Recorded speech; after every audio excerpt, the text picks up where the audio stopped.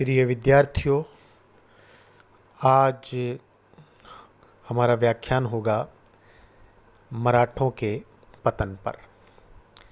हमने पिछले व्याख्यानों में मराठा और अंग्रेज़ों के बीच में जो 3 युद्ध हुए और उन युद्धों में किस प्रकार से मराठा पराजित हुए, क्यों हुए, वो हम आज उस पर चर्चा करेंगे। मराठा शक्ति के पतन के कारण मैं अपनी बात प्रोफेसर S.R. शर्मा के कथन से करता हूँ।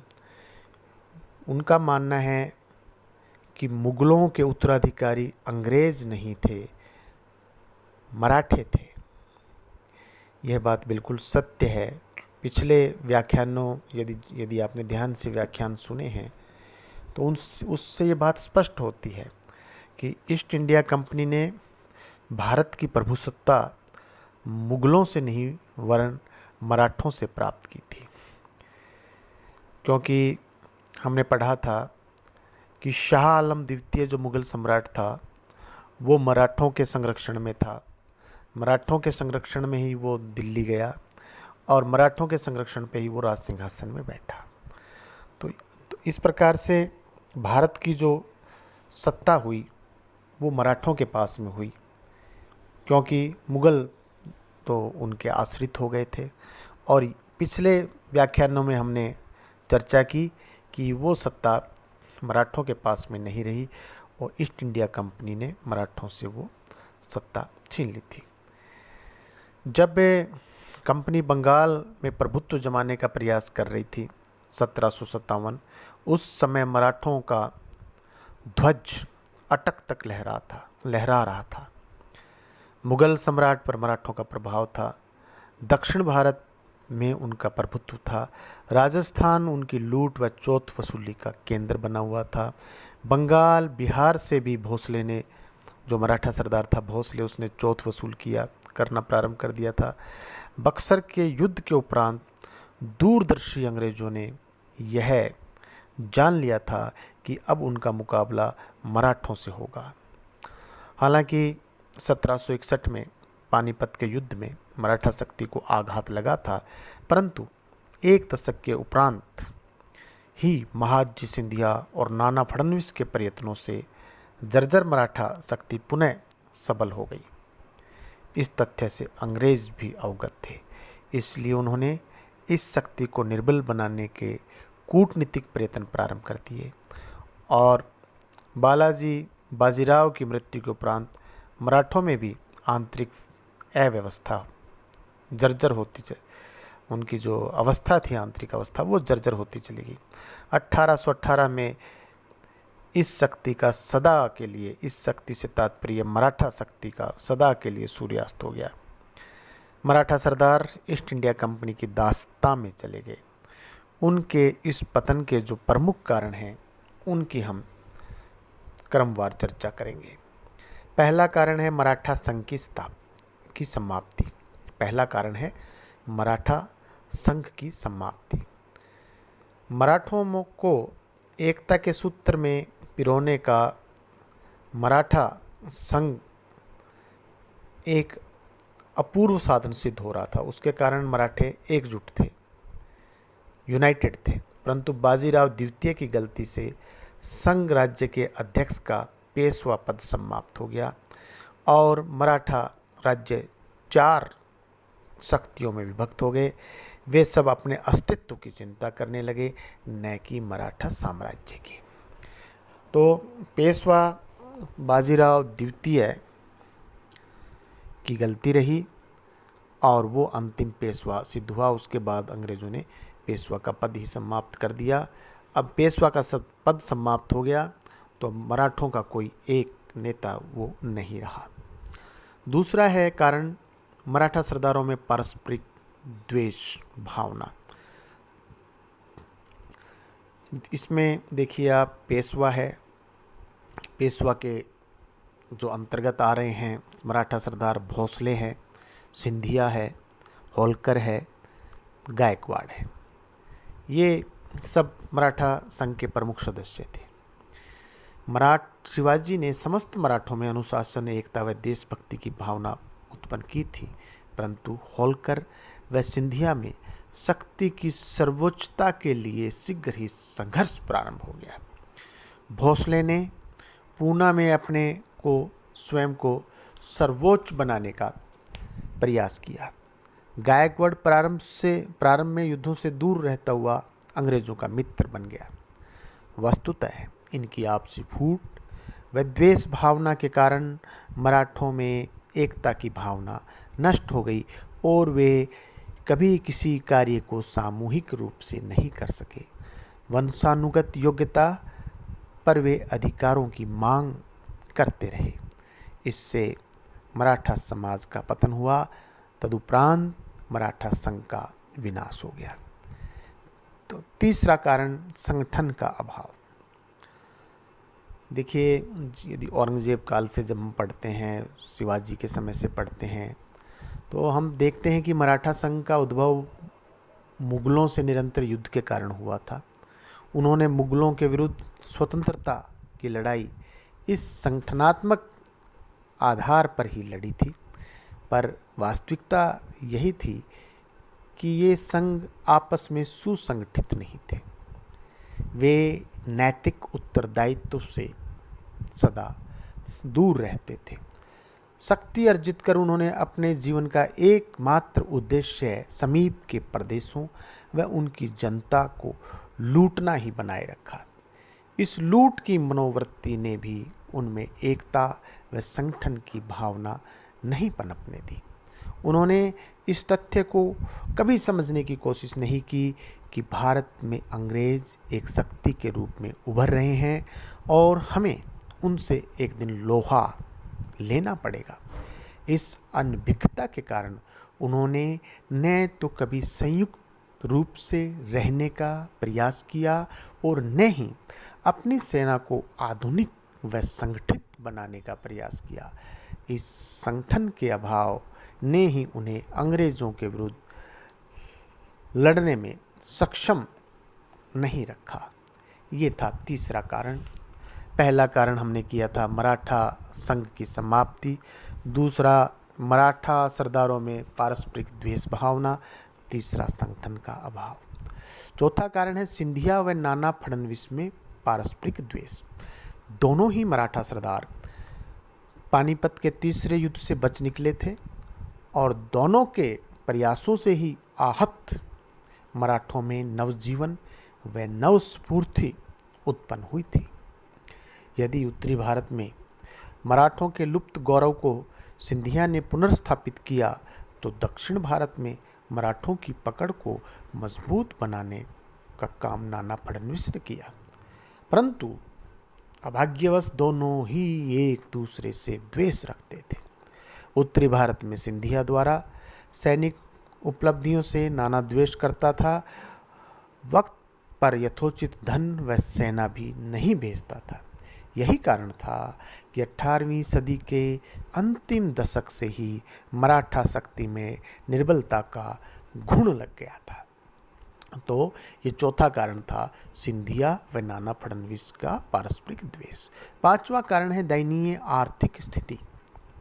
किसी भी कार्य के लिए, किसी भी राज्य को चलाने के लिए, युद्ध को लड़ने के लिए धन की आवश्यकता होती है और नवीन राज्य की स्थापना और उसके संचालन के लिए तो धन की परम आवश्यकता होती है। मराठों ने केवल लूट की ओर ध्यान दिया। उन्होंने सुव्यवस्थित आर्थिक व्यवस्था की स्थापना की ओर ध्यान नहीं दिया। बिना किसी सिद्धांत के वे विजित राज्यों से चौथ व सरदेशमुखी वसूल करते रहे। इस चौथ व सरदेशमुखी के प्रश्न पर ही उनका मुगलों से संघर्ष चला और राजपूत राजाओं से मनमुटाव हुआ। निसंदेह उन्हें अपनी आर्थिक समस्याओं के समाधान व प्रभुत्व विस्तार के लिए करना पड़ा। यह जो भी वो कर रहे थे, वो उसमें सोच रहे थे कि हमारी आर्थिक समस्याओं का समाधान होगा, हमारे प्रभुत्व का विस्तार होगा। इस पर धन वसूली के लिए एक तरफ मराठा सरदार धन लोलुप हो गए, तो दूसरी ओर नरेश व उनकी जनता उनकी कटु निंदक बन गई। अब जहाँ जहाँ मराठे लूट रहे थे वहाँ वहाँ के राजा उनके खिलाफ हो गए, वहाँ वहाँ की प्रजा उनके खिलाफ हो गई। इसलिए राजपूत नरेशों ने अंग्रेज़ों के विरुद्ध कभी उनकी सहायता नहीं की। इसके विपरीत उन्होंने अंग्रेज़ों की दास्ता में ही उनकी लूट से मुक्ति समझी। कई बार तो उन्हें धन की प्राप्ति के लिए ही उत्तरी भारत पर आक्रमण करने पड़ते थे। मराठों का हाल ये हो गया था कि अब पैसे नहीं है, धन नहीं है, रुपया नहीं है, तो कहाँ क्या करें कि तो फिर वो उत्तर भारत पर आक्रमण के लिए चल पड़ते थे। कई बार धनाभाव में वे सैनिकों को समय पर वेतन नहीं दे पाते थे। धन के अभाव के कारण वे अपनी सेना को आधुनिक शस्त्रों से सुसज्जित भी नहीं कर पाए थे। इसी कारण मराठा राज्य राजनीतिक क्षेत्र में विशेष उपलब्धियों को प्राप्त नहीं कर सके। शीघ्र ही वे विनाश को प्राप्त हो गए। अब अगला कारण है दुर्बल सैन्य संगठन। इसका प्रथम कारण तो धनाभाव ही है, दुर्बल जो सैन्य संगठन था। इस कारण वे न तो स्थायी सेना रख सके और न अपने सैनिकों को आधुनिक शस्त्रों से सुसज्जित कर सके। अच्छी तोपों का उनकी सेना में सदा अभाव रहा। यदि तोपों को चलाने हेतु उन्होंने फ्रांसीसियों को रखा तो वे अपनी स्वामी भक्ति से कार्य नहीं कर सके। मराठा सैनिकों में अनुशासन का तो पहले से ही अभाव था और फ्रेंच सेनाधिकारियों ने उन्हें उनके कर्तव्य से और विमुख कर दिया। मराठा सरदार केवल भारी संख्या यानी बड़ी संख्या जो बल है सेना का, उसमें विश्वास रखते थे, सैनिकों के गुणों में नहीं। यही कारण था कि मराठा अंग्रेज़ों की छोटी सेनाओं से भी पराजित होते रहे। अगला कारण है पतन का प्रशासन की उचित व्यवस्था का अभाव, यानी प्रशासनिक दृष्टि का अभाव। यहाँ देखिए, महाराजा जो छत्रपति शिवाजी ने राज्य विस्तार के साथ साथ सुप्रशासन की ओर भी ध्यान दिया था, जिसको आधुनिक भारत के इतिहास में पढ़ाया जाता है शिवाजी का प्रशासन। परंतु पेशवाओं के उत्थान के साथ ही मराठा प्रशासनिक व्यवस्था जर्जर हो गई। उन्होंने केवल लूट व राज्य विस्तार की ओर ध्यान दिया, प्रशासन की ओर ध्यान नहीं दिया। यही कारण था कि मराठा साम्राज्य तो भारत में विस्तृत हो गया, परंतु मराठा विजेताओं की कीर्ति चिरस्थायी नहीं हुई। इसीलिए उनका प्रभुत्व भी कहीं स्थायी नहीं रहा। और जब मराठा नेशन 4 शक्तियों में विभक्त हो गया तो मराठा साम्राज्य का रूप विकृत तथा निर्बल हो गया। वे अपनी मक्खी उड़ाने में लगे रहे और उन्होंने प्रशासन की ओर ध्यान तब भी नहीं दिया। ये मराठा सैनिक शक्ति भी दुर्बल और मराठों का प्रशासन भी दुर्बल, ये भी इनके पतन के कारण है। अगला है कुशल नेतृत्व का अभाव। यदि मराठा अंग्रेज युद्धों में हम देखें, प्रमुख भूमिका महादजी सिंधिया, नाना फडणवीस, रघुनाथ राव, बाजीराव द्वितीय, दौलत राव सिंधिया, यशवंत राव होलकर, इन सेना नायकों की रही। इनमें सूझबूझ व कूटनीति का अभाव दिखाई देता है। पूरे अध्ययन के दौरान उनके मस्तिष्क में यह कभी नहीं आया कि हमें अपने अस्तित्व के लिए निर्णायक युद्ध अंग्रेज़ों से करने पड़ेंगे और वे सामूहिक रूप से करने पड़ेंगे। उत्तर में उस समय महादजी सिंधिया व मल्हार राव होलकर ही प्रमुख सेना नायक थे। दोनों के नैतिक सिद्धांत कुछ नहीं थे सिवाय अधिक का अधिक धन अर्जित करने के। इसी प्रकार सिंधिया ने मराठा आंग्ल युद्धों में कोई सिद्धांत नहीं रखा। दूसरे युद्ध के उपरांत वह अंग्रेजों की ओर झुक गया। उसका उत्तराधिकारी दौलत राव सिंधिया आलसी व विलासी सिद्ध हुआ। गायकवाड़ अंग्रेजों से युद्ध नहीं करना चाहता था। नाना फडणवीस ने प्रथम व द्वितीय आंग्ल युद्धों में कुछ दूरदर्शिता अवश्य दिखाई, पर वह एक रणकुशल नेता नहीं था। बाजीराव द्वितीय, जो कि अंतिम पेशवा माना जाता है, अविवेकी और अदूरदर्शी सिद्ध हुआ। वह अपने दुष्कर्मों से जनता में बदनाम था। उत्तर के सैनिक अभियानों में सिंधिया व होलकर परस्पर झगड़ते रहे। अंग्रेज उनकी इस निर्बलता से भली भांति परिचित थे। अतः तीसरे मराठा आंग्ल युद्ध में तो अंग्रेजों ने भोसले, सिंधिया, होलकर, गायकवाड़ चारों को कहीं भी एक साथ लड़ने का अवसर ही नहीं दिया। अतः योग्य एवं अनुभवी सेना नायक के अभाव में मराठा कभी एकजुट नहीं हो सके और चुनौती पैदा नहीं कर सके। अगला कारण है पेशवा पद का सृजन। जो पेशवा पद जो इन्होंने मराठों ने बनाया वो भी इसका एक कारण है। देखिए, निसंदेह शाहू को छत्रपति बनाने में प्रमुख भूमिका पेशवाओं की रही। ये हमने हमारे अध्ययन में पढ़ा है। प्रथम तीनों पेशवा बालाजी विश्वनाथ, बाजीराव प्रथम, बालाजी बाजीराव योग्य सिद्ध हुए। उन्होंने न केवल छत्रपति पद को सुरक्षित रखा, वरन उसे मुगल सम्राटों से अधिक प्रतिभाशाली और गौरवशाली बना दिया। परंतु बाजीराव की नियुक्ति के उपरांत जो ही यह पद पैतृक बना कि पेशवाओं ने स्वयं को अपने स्वामी छत्रपति शाहू से भी अधिक बलशाली बनाने के प्रयास प्रारंभ कर दिए। प्रथम तो इस पद के पैतृक होते ही मराठा सरदारों में बिखराव हो गया। बाजीराव के 20 वर्ष की आयु में ही पेशवा बन जाने पर कई प्रभावशाली मराठा नाराज हो गए। परिणाम स्वरूप पेशवाओं को अपने प्रतिद्वंदी मराठों के दमन में सख्ती लगानी पड़ी। इसके उपरांत जब उन्होंने अपने लिए भूमि लेना प्रारंभ कर दिया तो मराठा जाति उनसे नाराज हो गई।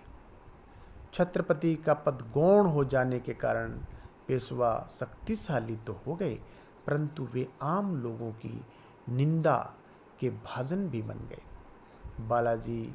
बाजीराव के उपरांत यह पद गृह कलह का खास कारण बन गया। इसीलिए माधवराव के समय से ही अंग्रेजों का हस्तक्षेप मराठा राजनीति में बढ़ने लगा। बाजीराव द्वितीय, जो कि तीसरे मराठा आंग्ल युद्ध के दूसरे चरण का प्रारंभकर्ता माना जा सकता है, वह अंग्रेजों से वैमनस्य उत्पन्न करने वाला भी माना गया। उसकी अदूरदर्शिता तीसरे युद्ध में पराजय का मुख्य कारण बनी। तो ये पेशवा का जो पद है, पहले 3 पेशवाओं को छोड़ दें तो वो योग्य भी थे, निष्ठावान भी थे, लेकिन उसके बाद के जो पेशवा हैं वो निष्ठावान बिल्कुल नहीं थे। उन्होंने छत्रपति से अपने आप को बड़ा सिद्ध करने का प्रयास किया और अपना पद पैतृक को समझ लिया, और वो पैतृक पद जो है वो दूसरे जो योग्य मराठा सरदार थे उनको वो बातें खलने लगी।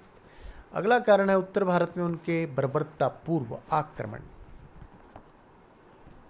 वैसे तो पानीपत में उनकी शक्ति का विनाश हुआ, राघोबा का अंग्रेजों की शरण में चला जाना, वह बसीन की संधि, ये मराठा शक्ति के हास के कारण थे, परंतु इसमें भी महत्वपूर्ण कारण मराठों के उत्तर भारत में बर्बरतापूर्ण आक्रमण थे।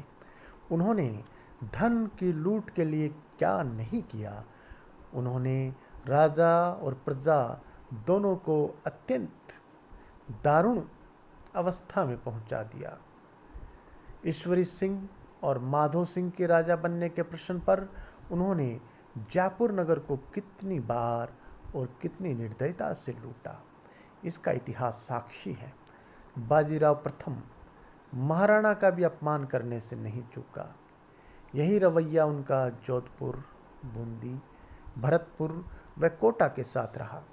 मुगल दरबार के कई अमीर उनसे दिल्ली के लाल किले की लूट से क्षुब्ध थे।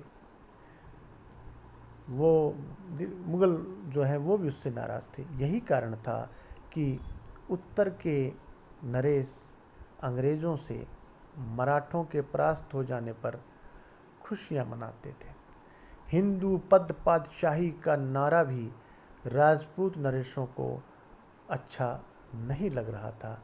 बर्बर लूट के कारण वे जनता की भी सहानुभूति खो चुके थे और ये उनके पतन का एक कारण यह भी रहा। अगला कारण है परंपरागत छापामार युद्ध प्रणाली का परित्याग। मराठों की जो एक खास पहचान थी उनकी थी छापामार युद्ध प्रणाली, और वो उनकी ताकत भी थी। शिवाजी के समय से ही न तो मराठों के पास पर्याप्त शस्त्र थे, न ही सैनिक स्थायी सेना का अभाव था। युद्ध के समय मुस्लिम सुल्तानों की भांति वे आम लोगों की लूट का प्रलोभन देकर अपनी सेना सुसंगठित कर लेते थे, सेना गठित कर लेते थे। उनको कहते थे कि भाई जहाँ हम जा रहे हैं वहाँ आक्रमण करेंगे, तो वहाँ आप लोग लूट लेना, वो लूट का माल। परंतु वे शत्रु पर आक्रमण छापामार नीति से ही करते थे और अपनी सुरक्षा भी छापामार नीति से ही करते थे। परिणाम यह होता था कि वे शत्रु को भारी नुकसान पहुंचाते हुए विजय प्राप्त कर लेते थे। उनके उत्तरी भारत के आक्रमणों के साथ ही यह प्रणाली मराठा सेना ने छोड़ दी। उसका नतीजा यह हुआ कि निरंतर पराजय होने लगी और इसके साथ ही उनकी सैनिक शक्ति भी घटने लगी, उसका भी नाश विनाश होने लगा। इतिहासकार एल्फ्रेड लायल ने अपनी पुस्तक rise and expansion of British power in India में इस धारणा का समर्थन किया है कि यदि मराठा छापामार युद्ध पद्धति पर चलते रहते तो शायद वे कुछ कर सकते थे। अगला है फ्रांसीसी शक्ति का प्रभाव। 1763 में फ्रांसीसी अंग्रेज़ों से पराजित होकर भारत से चले गए। इसका अंग्रेज़ों को लाभ और मराठों को नुकसान हुआ।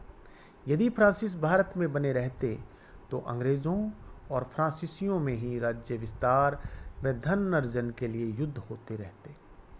दोनों एक दूसरे के कट्टर व स्थायी शत्रु थे। युद्ध का वातावरण यदि यहाँ नहीं बनता तो यूरोप में या अमेरिका या कहीं बाहर बनता। परिणाम स्वरूप उनमें संघर्ष भारत में भी छिड़ता और दोनों ही की शक्ति का नष्टीकरण होता रहता। अंग्रेज़ों के विरुद्ध फ्रांस सदा मराठों की सहायता करता, मराठा सेना को आधुनिक बनाता, अंग्रेज़ों को विजयी नहीं होने देता। अतः जो फ्रांसीसी लोग भारत से जिनका उनका पैकअप हो गया चले गए, वो भी मराठों के लिए एक अच्छा नहीं रहा। अगला कारण है मराठों में जातीयता की भावना। मुगलों के ज़माने से ही जिस जातीयता की भावना ने मराठों में एकता उत्पन्न की, वही 18वीं शताब्दी में उनकी फूट का कारण बन गई। जातीय भेदभाव से मराठों में ऊंच नीच उत्पन्न हो गया और पेशवाओं में भी इसी कारण मतभेद हुआ। राणा डे का कहना है कि जब पेशवा पद ब्राह्मण को मिल गया तो अन्य समुदाय नाराज हो गए। सैनिक अधिकारियों में यह जातीयता की भावना और उग्र हो गई। गुरु रामदास के उच्च आदर्श अब मराठा समाज में अपना महत्व खोने लगे।